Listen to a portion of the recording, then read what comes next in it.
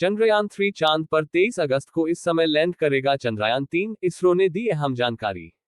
Lander module के landing से पहले इसकी आंतरिक जांच की जाएगी। इसके बाद जैसे ही 23 अगस्त को चांद पर सूरज निकलेगा, वैसे ही चांद की सतह पर लैंडिंग की प्रक्रिया शुरू हो जाएगी।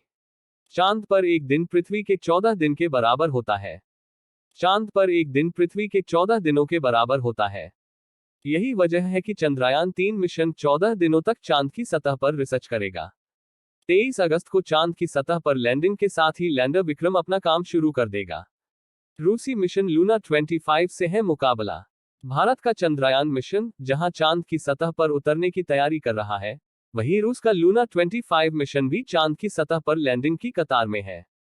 लूना 25 को 21 अगस्त को चांद की सतह पर लैंडिंग करनी है।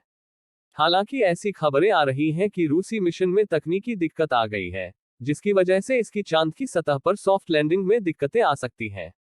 रूसी मिशन लूना 25 से है मुकाबला। भारत का चंद्रयान मिशन जहां चांद की सतह पर उतरने की तैयारी कर रहा है, वहीं रूस का लूना 25 मिशन भी चांद की सतह पर लैंडिंग की कतार में है।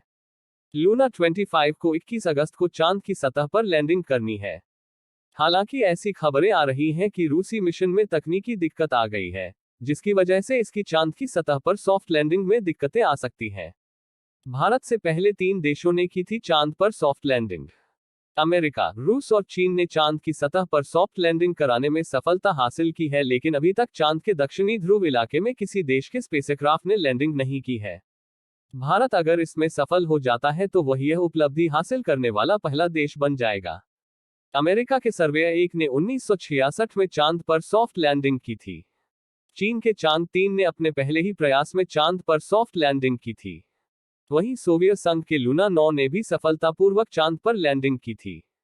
23 अगस्त को शाम 6 बजे लैंड करेगा चंद्रयान 3। चंद्रयान 3 मिशन का लैंडर मॉड्यूल चांद की सतह पर 23 अगस्त 2023 को शाम 6:04 बजे सॉफ्ट लैंडिंग करेगा। इसरो ने यह जानकारी दी है। बता दें कि पहले बताया गया था कि लैंडर चांद पर शाम 5:45 बजे लैंड करेगा, लेकिन अब इसमें बदलाव किया गया है।